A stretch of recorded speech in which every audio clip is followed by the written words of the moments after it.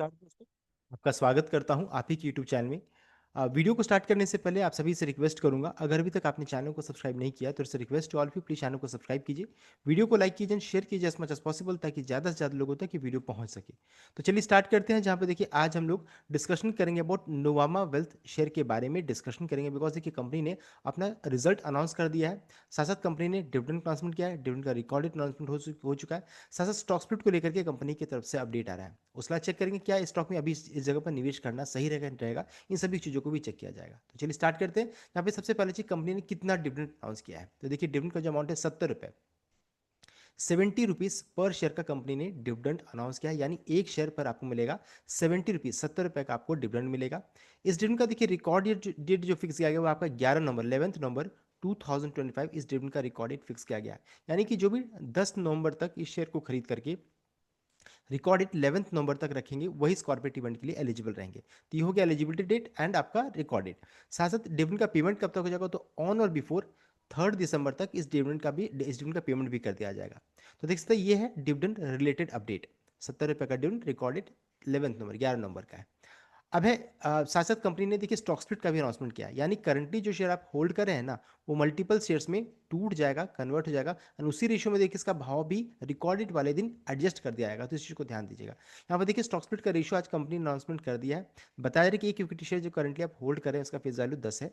Split होने के बाद एक शेयर जो रहता है ना वो 5 टुकड़ों में हो जाएगी, अनस्प्लिट शेयर्स का फेस वैल्यू रहेगा 2। आसान शब्दों में एक शेयर हो जाएगा, 5 शेयर आपके डिमेट अकाउंट में हो जाएगा, और इसी रेशियो में इसका भाव भी एडजस्ट कर दिया जाएगा रिकॉर्डेड वाले दिन। इस चीज को ध्यान दीजिएगा।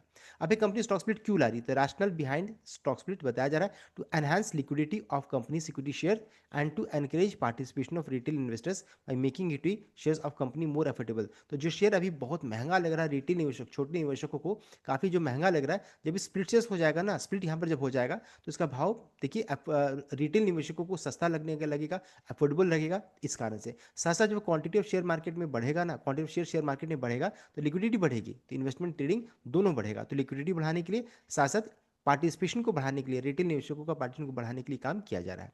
तो यहाँ पर स्प्लिट में हो क्या रहा है, एक शेयर हो जाएगा, 5 शेयर आपके डीमैट अकाउंट में हो जाएगा। अब कंपनी ने देखिए इस स्प्लिट का रिकॉर्डेड अनाउंसमेंट अभी नहीं किया है।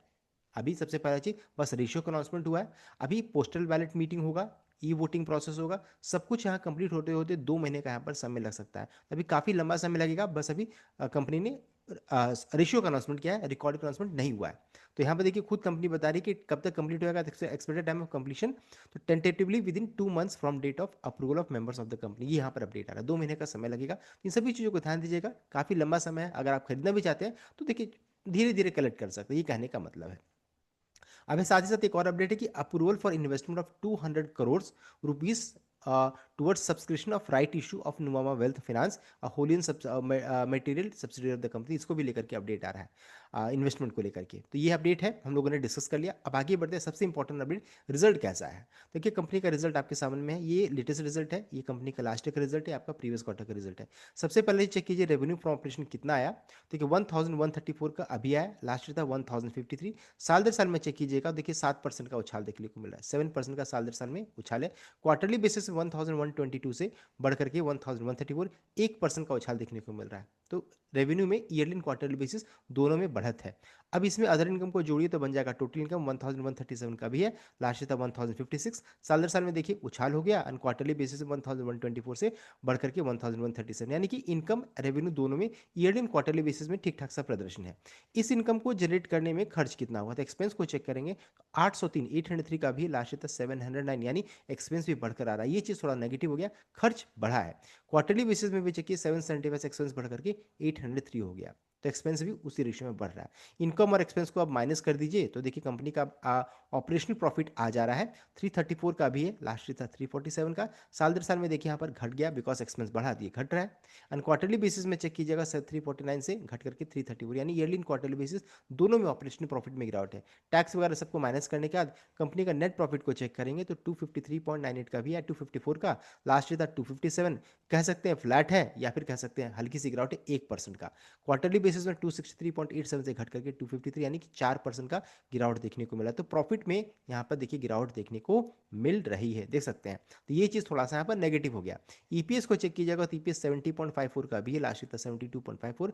ईपीएस देखिए साल दर साल में घट कर आ रहा है एंड क्वार्टरली बेसिस में ईपीएस 73.36 से घट करके 70.54 यहाँ पर देखने को मिला। तो रिजल्ट देखिए यहाँ पर कह सकते हैं नेगेटिव है या फिर थोड़ा मिला जुला सा रिजल्ट यहाँ पर देखने को मिल रहा है। तो रिजल्ट नेगेटिव साइड में ओवरऑल अगर चेक किया, बिकॉज प्रॉफिट में ही गिरावट हो रही है।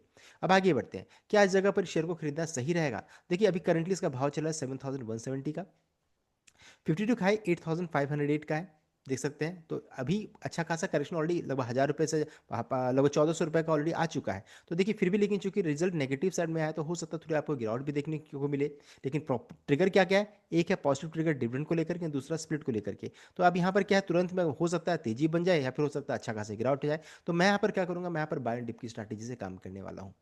तो यहाँ पर लॉन्ग टर्म में पैसा बन सकता है। साथ साथ मार्केट कैप चेक कीजिएगा तो ठीक ठाक सा लगभग 26,000 करोड़ का है। पीवा रेशियो को चेक कीजिएगा तो 25.77 है। इंडस्ट्री का चेक कीजिएगा तो लगभग 20 करोड़ में। तो हल्का सा देखिए लगभग इसी जगह पे ट्रेड कर रहा है, या फिर थोड़ा सा स्टॉक थोड़ा सा वैल्यूएशन कंसर्न हल्का सा है, ज़्यादा नहीं है। इसलिए करेक्शन होगा, रीजनेबल करेक्शन होने के बाद इस जगह पर भी मैं बाई करने की सोचूंगा। और एक और चीज़ है कि 6 महीने में चेक कीजिएगा तो स्टॉक ऑलरेडी लगभग 22% भाग चुका है। इसलिए मैं कई बार रिपीट कर रहा हूँ, बाई ऑन डिप की स्ट्रैटेजी से काम करने वाला हूँ।